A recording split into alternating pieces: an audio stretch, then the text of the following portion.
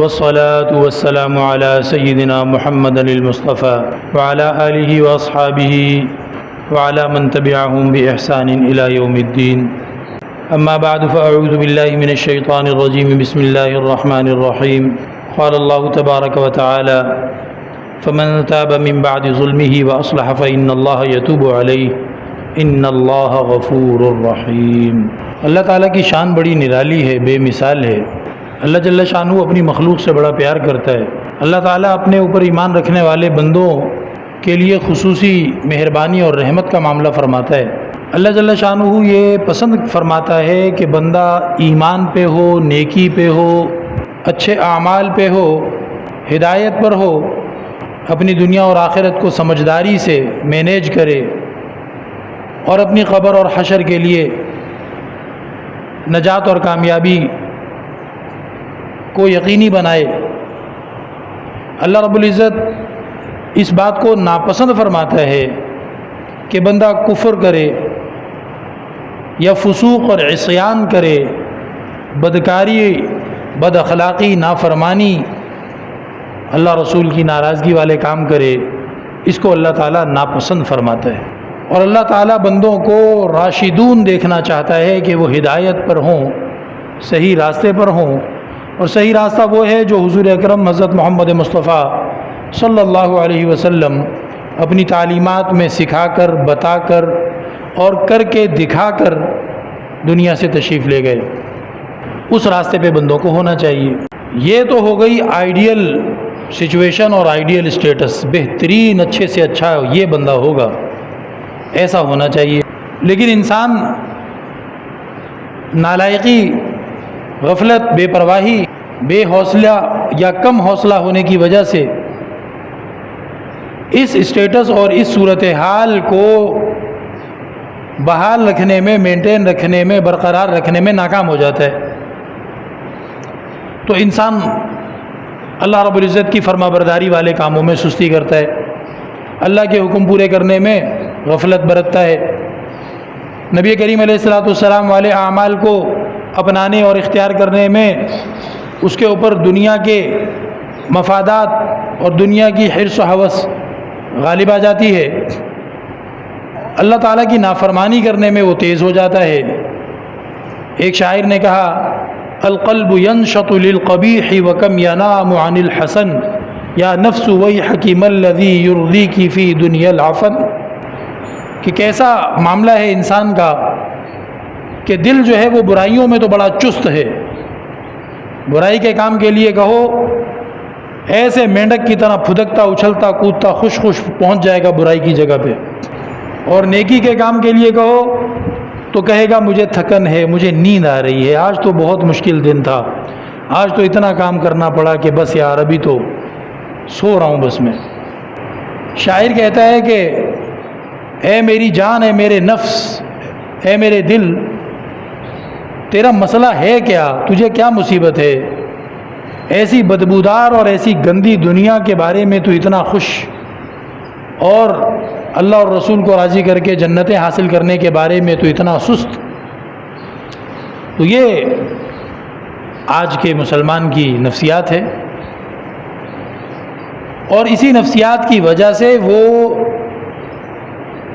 اس status تک پہنچنے میں، اللہ کی بارگاہ میں، اللہ کی نظر میں اس رتبے اور درجے تک پہنچنے میں ناکام رہتا ہے جس رتبے اور درجے تک پہنچ کر وہ اللہ کو راضی کر سکتا تھا. اس میں وہ پیچھے رہ جاتا ہے. لیکن اللہ رب العزت اس کو پھر ایک چانس دیتا ہے. اللہ رب العزت اسے پھر موقع دیتا ہے کہ چلو ٹھیک ہے، تم کمزور پڑ گئے، تم غفلت میں مارے گئے، تم بے پرواہی میں نقصان کر بیٹھے، تم دنیا کے کسی مفاد یا موج مزے لذت کے چکر میں میری نافرمانی کر بیٹھے. اب میں تمہیں موقع دیتا ہوں، ایک ٹول اور ایک ذریعہ، ایک اوزار اللہ نے ایسا عطا فرما دیا، اس اوزار کو استعمال کرو تو تمہارا خراب ہوا جو کام ہے وہ ٹھیک ہو جائے گا. یہ فلاں چیز خراب ہو گئی جی، فلاں نٹ ڈھیلا ہو گیا، اچھا جی اس کے لیے کتنے نمبر کا پانا چاہیے، وہ پانا لے کر آؤ، اس پانے سے اس کو ٹائٹ کرو، ٹھیک ہو جائے گا. تو ہر کام کے ٹھیک کرنے کے کچھ اوزار ہوتے ہیں. تو انسان نے اپنے عمل کو خراب کر لیا، نامہ اعمال کو خراب کر لیا، اللہ رسول کو ناراض کر لیا. اب اللہ تعالیٰ کی جو شان ہے، اللہ تعالیٰ کا جو جاہ و جلال ہے، اتنا اونچا اتنا اونچا اتنا اونچا کہ قیامت کے دن سارے کے سارے نبی، سارے کے سارے قطب اور ولی اور سارے پہنچے ہوئے بزرگ وہ نفسی نفسی کریں گے، اور انسانیت کا کوئی پرسان حال نہیں ہوگا. انسانیت ہراسیمہ سراسیمہ اور ہراساں پریشان ہوگی کہ ہمارا کیا بنے گا، حساب کتاب بھی شروع نہیں ہو رہا. تو پھر حضرت آدم سے لے کر حضرت عیسیٰ علی نبینا علیہم السلام اور جتنے بھی کوئی بزرگ اور ولی اللہ کے ہیں، ان کے پاس لوگ جاتے پھریں گے کہ جی آپ سفارش کریں تاکہ حساب کتاب شروع تو ہو، اس حشر کی مصیبت سے تو جان چھوٹے. صحیح حدیثوں میں آتا ہے سارے انبیاء علیہم السلام، کتنے اونچے اونچے نبی جن کی قرآن میں تعریفوں پہ تعریفیں اللہ نے سنائی ہیں، وہ نبی بھی ڈریں گے اور کہیں گے کہ ہماری حیثیت نہیں ہے کہ ہم اللہ کے جاہ و جلال کے سامنے، اللہ کی اونچی شان کے سامنے دربار الہی میں ہم یہ جسارت کر سکیں کہ ہم جا کے کہیں کہ جی لوگ پریشان ہیں، آپ ان کا حساب کی کتاب کر لیں. اتنی اونچی شان اللہ کی، اتنا اونچا جاہ و جلال. تو جو اللہ ایسی شان والا ہے، ہونا تو یہ چاہیے تھا کہ اس کے دربار سے ہمیں بلیک لسٹ کر دیا جاتا کہ یہ ایسا نالائق ہے، ایسا بیکار ہے کہ اس نے ہمارے حق میں ناقدری کی اور اس نے ہماری قدر نہیں پہچانی، اور اتنا تھوڑا بہت اس کو جو کہا تھا کہ ان چیزوں سے بچنا، اور بڑی آسان سے کچھ عبادتیں اس کے ذمے لگائی تھیں کہ ان کو کر لینا، اس سے وہ کام نہیں ہوا یار. اس کے نام پکی دوزخ لکھ دو بس، اب اس کی کوئی توبہ کوئی معافی کچھ نہیں ہے. وہ اللہ تعالیٰ کو یہ بالکل زیب دیتا ہے کہ اتنے مہربان اور اتنے زبردست خدا کی کوئی شخص اگر ناقدری کرتا ہے تو اس کی سزا تو بڑی سخت ہونی چاہیے. لیکن اللہ رب العزت نے ایسے نالائقوں کے لیے، ہم جیسے بیکاروں کے لیے، اللہ تعالیٰ نے ایک آسان سا اوزار اور ایک آسان سا طریقہ اور ایک آسان سا ٹول ہمیں عطا فرما دیا. اس کا نام ہے توبہ. آج کل کمپیوٹر کا زمانہ ہے، آپ موبائل میں یا کمپیوٹر پہ بٹن دبا دبا کر آپ نے 2000 الفاظ کا ایک بہت بڑا خط لکھا، اور اس کے اندر آپ نے بہت سی باتیں لکھی. پھر آپ کو خیال آیا کہ نہیں یار، یوں نہیں لکھنا چاہیے تھا. تو آپ ایک بٹن دباتے ہیں اور ایک بٹن دبا کر سلیکٹ آل اور ڈیلیٹ، وہ سارا، بھلے آپ نے 50,000 پیجز کا خط لکھا ہو، وہ ڈیلیٹ کا بٹن دباؤ سب مٹ جائے گا. آپ کی وہ لکھائی والا پیڈ بالکل دوبارہ سفید بلینک صاف ہو جائے گا. تو یہ توبہ اللہ نے وہ ڈیلیٹ والا بٹن ہمیں دے دیا. شیخ سعدی رحمۃ اللہ علیہ کا فارسی زبان میں ایک شعر ہے جس کا ترجمہ یہ ہے کہ کوئی بات نہیں، توبہ کر لے، توبہ کر لے، کوئی بات نہیں، پھر توبہ کر لے. کتنے سال کا تو گناہ گار ہے، اور کتنا بڑا گناہ گار ہے، 1000 سال کا. تو 1000 سال سے گناہ کر رہا ہے، اتنا لمبا، اتنا بڑا عرصہ، اور گناہ بھی کون سا کر رہا ہے؟ بتوں کی پوجا، جس سے بڑا گناہ کوئی ہے ہی نہیں. شیخ سعدی فرماتے ہیں اگر تو 1000 سال سے گناہ کر رہا ہے، اور گناہ بھی کون سا؟ بتوں کی پوجا کا گناہ، پھر بھی توبہ کر لے، تیری توبہ قبول ہو جائے گی، تیری توبہ قبول ہو جائے گی. سبحان اللہ، کتنی بڑی اللہ رب العزت کی مہربانی ہے. اللہ نے توبہ کا دروازہ قیامت تک کے لیے کھلا رکھا ہے. باب التوبہ، گویا توبہ کا ایک سمجھو کہ بڑا پھاٹک ہے، بڑا گیٹ ہے، اور اس پھاٹک اور اس گیٹ میں کتنا بڑا ڈمپر اور کتنا بڑا ٹرالا آپ لانا چاہتے ہیں، آپ بحری جہاز اس میں سے گزارنا چاہتے ہیں، گناہوں سے لدے پھندے، اور ایسے بحری جہاز کہ جن کے اوپر اتنے گناہ ہیں کہ جیسے کسی سمجھدار نے ایک حدیث کے مفہوم کو بیان کرتے ہوئے کہا، اور بہت اچھا بیان کیا۔ حدیث کا مفہوم ہے تو انہوں نے اس کو سمجھاتے ہوئے یوں کہا کہ شروع ہو جاؤ گناہ کرنا۔ اگر ایک بندہ پلٹ کے دیکھتا ہے اپنی زندگی کو، گناہ کرنے کی حوصلہ افزائی نہیں دی جاتی اللہ کی طرف سے، شاباش شاباش گناہ کرو، نہیں، یہ جو گناہ کر چکا اس کے لیے ہوتی ہیں یہ سب باتیں، تاکہ بس اب آگے مایوس نہ ہو جائے بلکہ اب توبہ کر لے۔ تو انہوں نے فرمایا ایک حدیث کو سمجھاتے ہوئے کہ گناہ کسی نے پلٹ کے دیکھا کہ میں نے زندگی میں کس طرح اور کتنے گناہ کیے ہیں، انہوں نے کہا کہ تم یوں سمجھو کہ تم نے گناہ کر کے اتنے گناہ کیے کہ ان گناہوں کو اگر زمین پہ بچھانا شروع کر دیں، وہ گناہ اگر کسی چادر کی طرح ہوں یا کسی سلیب کی طرح ہوں، اور ان سلیبوں کو زمین پہ بچھانا شروع کر دیں، اور اتنے بچھاؤ کہ پوری خشکی ساری زمین اس تمہارے بچھائے ہوئے گناہوں سے چھپ گئی، 1 انچ جگہ گناہوں کے بغیر نہیں بچی۔ یہ کس کے گناہ ہیں جی؟ یہ ایک بندے کے گناہ ہیں۔ بہت زیادہ گناہ ہو جائیں گے بھائی، یہ تو ساری زمین اس سے چھپ جائے، ہاں ساری زمین کور ہو جائے۔ پھر اس کے بعد بھی اس کے گناہ باقی تھے اور بہت زیادہ گناہ باقی تھے۔ پھر ان بچھائے ہوئے گناہوں کے اوپر دوسری تہ بچھا دی گئی، دوسری تہ بھی ساری دھرتی پہ بچھ گئی، تیسری تہ بھی ساری دھرتی پہ بچھ گئی۔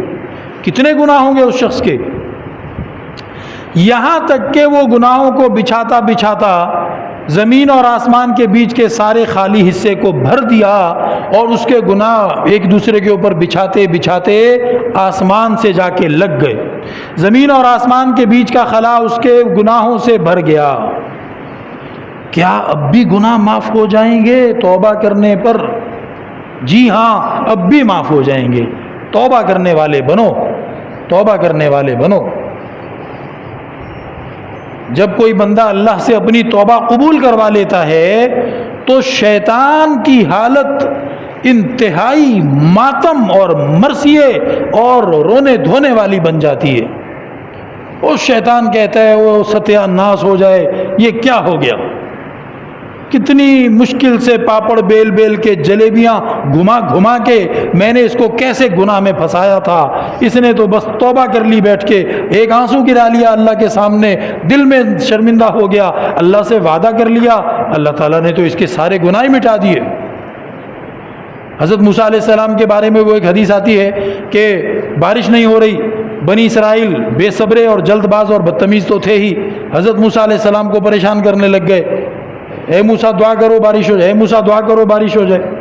حضرت موسیٰ علیہ السلام نے فرمایا کہ بھئی چلو سارے جمع ہو جاؤ باہر، جو طریقہ ہوتا ہے بارش کی دعا مانگنے کا۔ سب باہر آ گئے، کھلی میدان میں جمع ہو گئے، حضرت موسیٰ علیہ السلام اللہ سے دعا کرنے لگ گئے۔ اللہ رب العزت کی طرف سے پیغام آیا کہ یہاں مجمع کے اندر ایک بدکار، بدماش، نالائق اور گناہگار شخص بیٹھا ہے، اس کی نحوست کی وجہ سے، اس کے گناہوں کی نحوست کی وجہ سے بارش روکی ہوئی ہے ہم نے۔ تو حضرت موسیٰ علیہ السلام نے جب یہ پیغام سنا تو حضرت کو لگا کہ مجھے اعلان کرنا چاہیے کہ بھئی وہ شخص یہاں سے اٹھ کے چلا جائے۔ تو حضرت نے اعلان فرما دیا کہ جو شخص ایسا ہے وہ اٹھ کے چلا جائے اور وہ ہماری آبادی سے، ہمارے محلے سے، ہمارے علاقے سے دور نکل جائے، وہ جائے گا تو پھر امید ہے کہ بارش ہوگی، کیونکہ مجھے یہ پیغام دیا ہے فرشتے نے کہ ایک ایسا شخص ہے جس کے گناہوں کی نحوست کی وجہ سے بارش رکی ہوئی۔ کوئی بھی نہیں اٹھ کے گیا، کوئی بھی اٹھ کر نہیں گیا، اور پھر کچھ دیر کے بعد بارش بھی شروع ہو گئی۔ اب حضرت موسیٰ علیہ السلام سوال بھی پیدا ہوا، اور کچھ بنی اسرائیل کی بدتمیزی کی وجہ سے فکر مند بھی ہو گئے کہ بنی اسرائیل کہیں گے کہ آپ تو یوں کہہ رہے تھے، بندہ تو کوئی بھی نہیں اٹھ کے گیا، پھر بارش کیسے ہو گئی؟ تو انہوں نے اللہ تعالیٰ سے مانگا کہ یا اللہ اس کا مجھے سمجھا دیں، آپ نے فرمایا تھا کہ ایک بندہ ہے جس کے گناہوں کی نحوست کی وجہ سے بارش رکی ہوئی ہے، اٹھ کے تو کوئی بھی نہیں گیا، تو پھر بارش کیسے ہوئی؟ تو اللہ رب العزت نے فرمایا کہ اے موسیٰ، اس شخص نے تیرے اعلان سننے کے بعد آنکھیں بند کر کے سر جھکا کے دل ہی دل میں مجھ سے صلح کر لی، اس نے مجھ سے معافی مانگ لی، وہ اپنے گناہوں پہ شرمندہ ہو گیا۔ اس نے کہا ربا میں نالائق نکلا، میں بے وقوف نکلا، میں نے تیرا حق نہیں پہچانا، اور میں اپنے وقتی مزے کے لیے، اپنے دنیاوی فائدے کے لیے اور اپنی سستی اور بے پرواہی کی وجہ سے تجھے ناراض کرتا پھرا۔ یا اللہ میں تجھ سے توبہ کرتا ہوں، آئندہ نہیں کروں گا، مجھے معاف فرما دے۔ اے موسیٰ اٹھ کے جانے کی ضرورت ہی نہیں تھی، اس نے جب مجھ سے صلح کی، مجھ سے توبہ کر لی، میں نے اس کی توبہ قبول فرما لی، اور اب اسی کی توبہ کی برکت سے بارش تمہیں نصیب کی۔ تو میرے بھائیوں دوستو، اللہ تعالیٰ قرآن میں خود اعلان فرماتا ہے فَأُولَٰئِكَ يُبَدِّلُ اللَّهُ سَيِّئَاتِهِمْ حَسَنَاتٍ۔ ایک نالائق آدمی جس نے آپ کے حق میں ناانصافی کی ہو، ظلم کیا ہو، آپ کو بے عزت کیا ہو، آپ کا مال ضائع کیا ہو، آپ کی کسی بھی اعتبار سے دل آزاری کی ہو، دل دکھایا ہو، وہ بعد میں آپ کے پاس آ جائے اور آ کر آپ سے معافی مانگ لے، تو آپ کیا کرتے ہیں؟ زیادہ سے زیادہ آپ بڑے حوصلے والے نکلیں گے، آپ اس کے سر پہ ہاتھ رکھ کے کہیں گے جا بھائی تجھے معاف کیا۔ یہ تو نہیں ہوگا نا کہ آپ اپنا مکان بھی اس کے نام کر دیں گے، اپنا کاروبار بھی اس کے نام کر دیں گے، اور جناب عالی آپ اس کو اتنے تحفے تحائف دے دیں گے کہ اگلی ساری زندگی اس کی سنور جائے۔ لوگ کہیں گے بھائی بڑا جگرے والا، حوصلے والا آدمی نکلا، اس نے آگے سے کوئی بات نہیں کی، بولا معافی مانگنے آ گیا، بس ٹھیک ہے جی معاف کیا۔ اللہ رب العزت فرماتے ہیں کہ اگر تم سچی توبہ کرو گے نا، پوری صحیح والی توبہ، تو صرف اتنا نہیں ہوگا کہ میں تمہارے گناہ معاف کر دوں گا کہ جا تجھے معاف کیا، بلکہ اللہ تعالیٰ فرماتے ہیں فَأُولَٰئِكَ يُبَدِّلُ اللَّهُ سَيِّئَاتِهِمْ حَسَنَاتٍ۔ تو رو رہا ہے کہ یا اللہ میں 70 سال کا ہو گیا، 60 سال کا ہو گیا، میں 80 سال کا ہو گیا، 20 سال کا، جتنی بھی میری عمر ہے، یا اللہ میں نے تجھے راضی کرنے کے لیے کبھی سنجیدگی سے کوشش نہیں کی، تیری ناراضگی سے بچنے کے لیے کبھی فکر مند ہو کر میں نے گناہوں کو چھوڑا نہیں، یا اللہ اب میں شرمندہ ہوں، مجھے اپنے فضل و کرم سے معاف فرما، اور اس کا پکا عزم اور پلاننگ کر لی کہ اب وہ گناہ نہیں کروں گا جو ہوتے رہے تھے، اب ان نیکیوں کو، ان فرضوں کو پورا کرنے میں سستی نہیں کروں گا جو سستی پہلے میں کرتا رہا تھا، اور اس کا اپنے انتظام بھی کر لیا۔ تو اللہ رب العزت فرماتے ہیں ایسے لوگ سچ مچ توبہ کرنے والے ہیں، اور یہ جو ایسی توبہ کرے گا اللہ فرماتا ہے اس کے میں وہ پچھلے 70 سال کے گناہ معاف کر دوں گا۔ یہ چھوٹی بات ہے، اس سے اگلی بات بھی سنو، جتنے گناہ تھے سارے کے سارے اتنی ہی گنتی نیکیاں اس کے نامہ اعمال میں لکھ دوں گا۔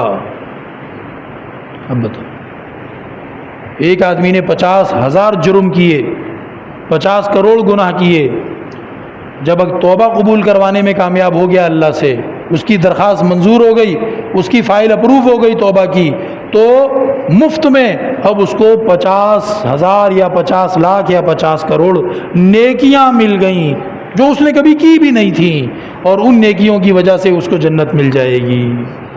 یہ توبہ کی طاقت ہے۔ کیوں شیطان ماتم کرتا ہے کسی بندے کے توبہ کرنے پر؟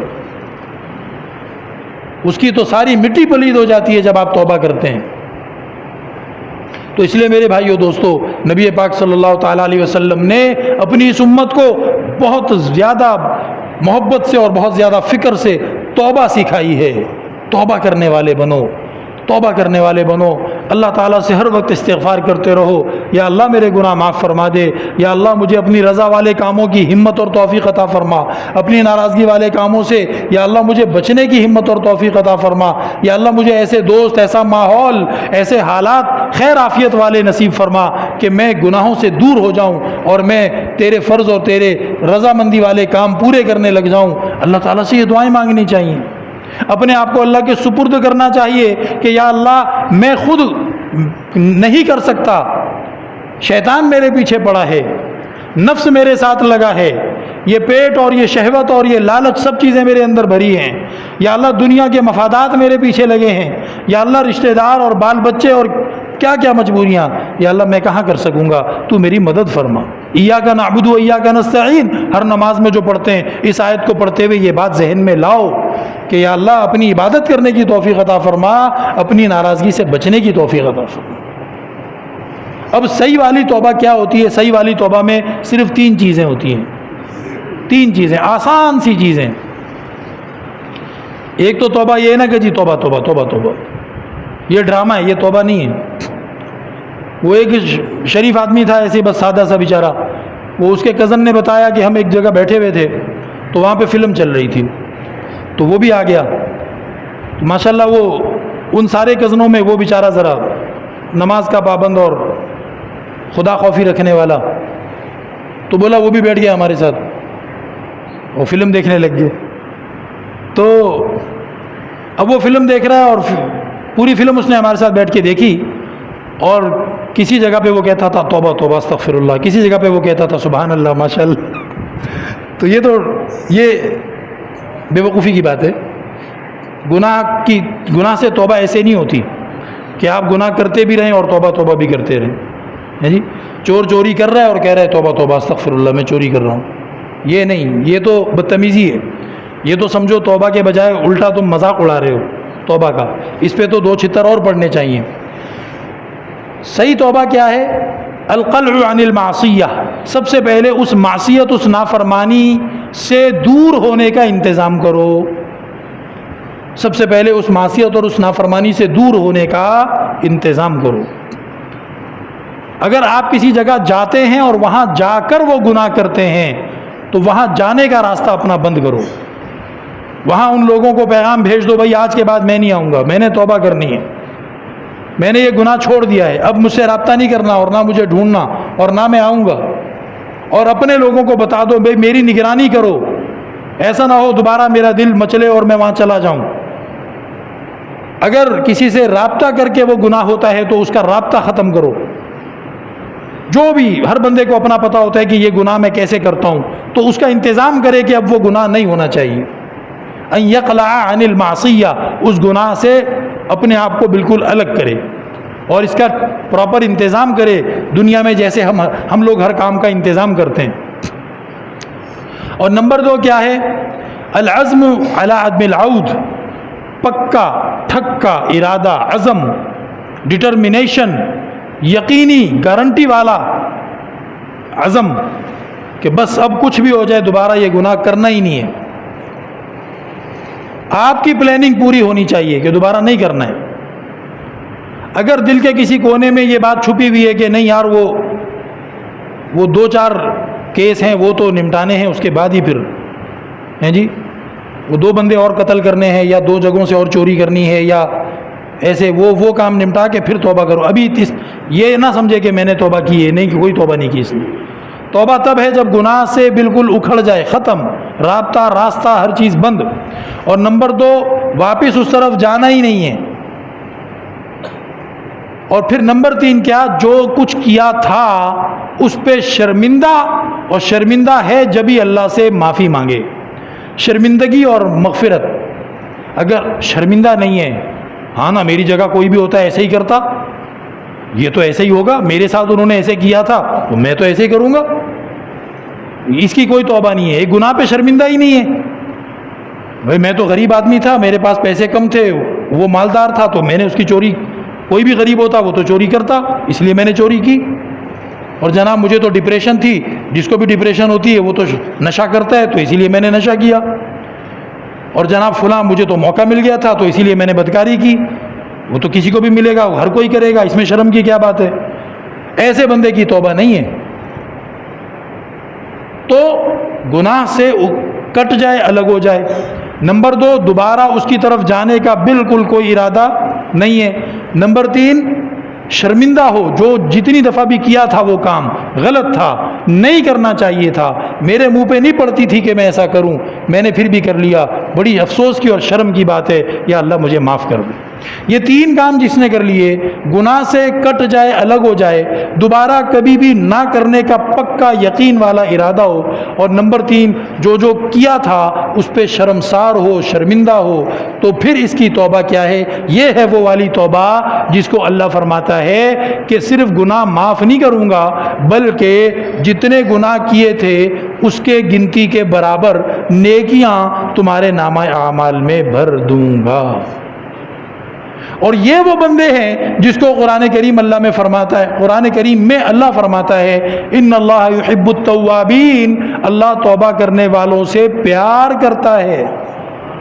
اللہ توبہ کرنے والوں سے، توبہ کون کرے گا؟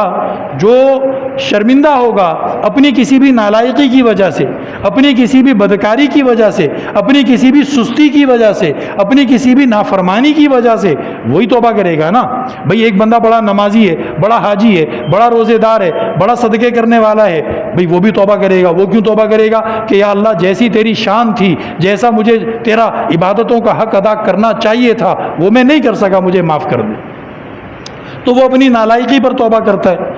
اللہ کی شان کے مقابلے میں ہر شخص نالائق ہے، یہاں تک کہ حضرت نبی کریم صلی اللہ علیہ وسلم بھی یہ دعا کیا کرتے تھے کہ یا اللہ جیسی تیری شان ہے ویسی تیری تعریف میں کر ہی نہیں سکتا۔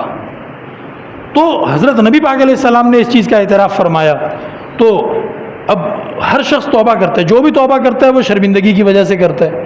اب اللہ رب العزت توبہ کرنے والوں سے محبت کرتا ہے۔ اب یہ توبہ کرنے والا کون ہے جی؟ یہ کوئی نالائق ہے، کوئی نافرمان ہے، کوئی وہ ہے جو سمجھتا ہے کہ جی یا تو سچ مچ ہے یا سمجھتا ہے، جیسا کہ حضرت نبی کریم علیہ السلام نے یہ فرمایا کہ یا اللہ میں تیری شان کے مطابق تیری تعریف کر ہی نہیں سکتا، اور ہم جیسے تو سچ مچ بڑے ہی نالائق ہیں، ہم تو بڑے ہی نالائق ہیں بھائی، ہیں اللہ کی نافرمانی بھی ہو رہی ہے، نمازیں بھی چھوٹ رہی ہیں، سستیاں ہو رہی ہیں، سارے معاملات۔ تو اللہ ہم سے پیار کرتا ہے، یعنی اللہ توبہ کرنے والوں سے پیار کرتا ہے، دوسرے لفظوں میں اللہ نالائقوں سے پیار کرتا ہے، اللہ نافرمانوں سے پیار کرتا ہے۔ کس نافرمان سے؟ جو شرمندہ ہو جائے۔ کس نالائق سے؟ جو شرمندہ ہو جائے، جو توبہ کر لے۔ تو بھائی اس لیے توبہ کا دروازہ کھلا ہوا ہے، صبح توبہ شام توبہ، اپنے کرنے کا کام توبہ، بے اثر ہو کہ با اثر ہو، صبح توبہ شام توبہ، لب پہ ہو مادام توبہ، لب پہ ہو مادام توبہ، ہمیشہ لب پہ توبہ ہونی چاہیے، بے اثر ہو کہ با اثر ہو، اپنے کرنے کا کام توبہ۔ بھائی ہمیں لگے کہ نہ لگے توبہ کرنے سے فائدہ ہوا، فرق پڑا کہ نہیں پڑا، کوئی بات نہیں ہے۔ وہ ایک شاعر نے کہا توبہ میری جام شکن، جام میرا توبہ شکن، توبہ میری جام شکن، جام میرا توبہ شکن، ایک طرف عہدوں کا ڈھیر، ایک طرف پیما کا ڈھیر۔ پیمانہ وہ ہوتا ہے نا جس میں شراب ڈال کے ناپ کے پیتے تھے، تو کہا کہ ایک طرف اللہ سے جو عہد کیے تھے کہ یا اللہ دوبارہ نہیں پیوں گا، وہ عہد ٹوٹے پڑے ہیں، اور دوسری طرف جو ہر مرتبہ توبہ کرنے پر وہ شراب پینے کا پیمانہ توڑ دیتا تھا، دوسری طرف اس کا ڈھیر ہے۔ وہ شاعر یہی بتا رہا ہے کہ کوئی بات نہیں، اللہ کے پاس بار بار جاؤ، بار بار معافی مانگو۔ وہ جب تم توبہ کر رہے ہو نا، اس وقت تمہارا پکا یہی ارادہ ہے اب میں نے شراب نہیں پینی، پھر نہیں رہ سکا، پھر پی بیٹھا، پھر توبہ کر۔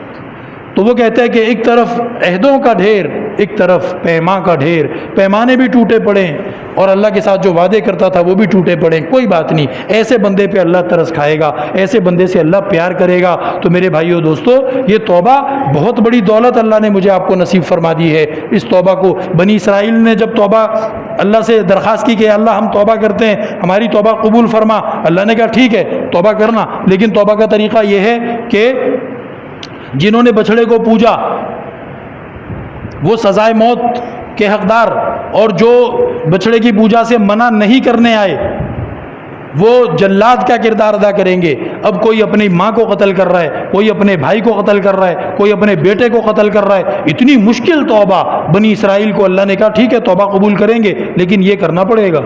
اور مجھے آپ کو اللہ تعالیٰ نے کتنے لاڈ پیار میں رکھا ہے، ہم سے کچھ بھی نہیں کرواتا اللہ، بس یہ 3 کام کر لو بھائی، گناہ کو چھوڑ دو، اور جناب علی آئندہ کبھی بھی نہ کرنے کا پکا عزم کر لو، اور شرمندہ ہو جاؤ اللہ سے معافی مانگ لو، توبہ ہی توبہ۔ اللہ تعالیٰ تم سے پیار کرے گا، تم سے راضی ہو جائے گا۔ اللہ تعالیٰ مجھے بھی توفیق عطا فرمائے، آپ کو بھی۔ وآخر دعوانا الحمدللہ رب العالمین۔ مساجد مدارس کے ساتھ تعاون کیا کریں، صدقہ دینا انسان کے لیے ایک بڑی خیر برکت کا سبب بنتا ہے۔ بعض مرتبہ دوسرے شہروں سے، دوسرے علاقوں سے مدرسوں والے آتے ہیں، آج بھی ایک مدرسے والے آئے ہوئے ہیں۔